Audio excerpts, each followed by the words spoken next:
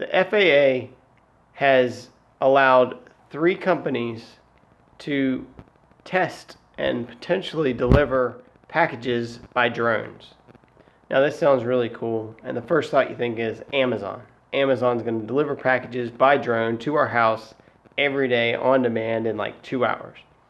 And they are one of the top 3. They're the third one to get approval. UPS and FedEx got approval first. They're all testing it. It's certainly not in mainstream widespread deliveries, but the reality is you will very likely be receiving packages by mail, by drone, to your house in the foreseeable future. Now that's a pretty cool concept. Weight is a big issue on drones. I expect the small packages where you just say, oh yeah, we need this, and it's a little thing that's just almost a waste of time for the driver to drive up your driveway to drop it off.